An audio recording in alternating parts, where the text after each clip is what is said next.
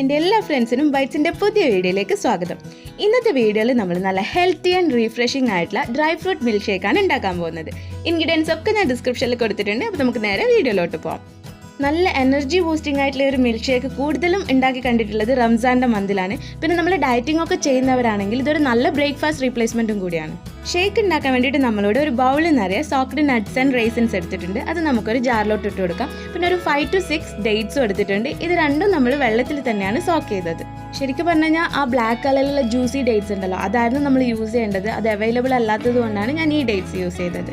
ജാറിലോട്ട് ഒരു 1/2 കപ്പ് പാലും കൂടി ഒഴിച്ചിട്ട് ഇത് നമുക്ക് നന്നായിട്ടൊന്ന് ബ്ലെൻഡ് ചെയ്തെടുക്കണം. ഇപ്പം നമ്മൾ കൂടുതൽ പാൽ ഒഴിക്കരുത്. കൂടുതൽ ഒഴിച്ചു കഴിഞ്ഞ് കഴിഞ്ഞാൽ ഈ നട്ട്സിൻ്റെ ഒക്കെ പീസായിട്ട് കിടക്കും. അപ്പോൾ കുറച്ച് പാൽ ഒഴിച്ചിട്ട് നന്നായിട്ട് അരച്ചെടുക്കണം. ഇനി നമുക്ക് ഇതിലോട്ട് ഒരു 1/4 ടീസ്പൂൺ ഏലക്കായ് പൊടിച്ചതും ഒരു 4 to 5 ക്യൂബ്സ് ഓഫ് ഫ്രീസ് ചെയ്ത മിൽക്കും കൂടെ ചേർത്തിട്ട് ഒന്നും കൂടി നന്നായിട്ട് ബ്ലെൻഡ് ചെയ്തെടുക്കണം.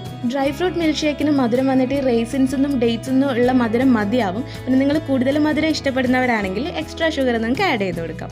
അങ്ങനെ നമ്മുടെ healthy and tasty dry fruit milk shake ഇവിടെ റെഡിയാണ്. ഇനി നമുക്കിതൊരു സെർവിംഗ് ഗ്ലാസ്സിലോട്ട് മാറ്റാം. മുകളിൽ ഗാർണിഷ് ചെയ്യാൻ വേണ്ടിയിട്ട് കുറച്ച് സാഫ്രോൺ സ്ട്രിപ്സും കൂടെ ആഡ് ചെയ്ത് കൊടുക്കാം. അപ്പോൾ എല്ലാവരും ഈ ഡ്രൈ ഫ്രൂട്ട് മിൽക്ക് ഷേക്ക് ഒന്ന് ട്രൈ ചെയ്ത് നോക്കണം. നിങ്ങളുടെ അഭിപ്രായങ്ങൾ ഞങ്ങളെ കമൻറ്റ് ബോക്സിൽ അറിയിക്കുക. അപ്പോൾ ബൈറ്റ്സിൻ്റെ ഇന്നത്തെ വീഡിയോ ഇവിടെ അവസാനിക്കുകയാണ്. ഞങ്ങളുടെ വീഡിയോ നിങ്ങൾ ആദ്യമായിട്ടാണ് കാണുന്നതെങ്കിൽ പ്ലീസ് ലൈക്ക് ചെയ്യുക, ഷെയർ ചെയ്യുക, സബ്സ്ക്രൈബ് ചെയ്യുക. Thank you so much for watching our videos. Keep supporting us. This is Subi signing off from Bytz. Bye bye.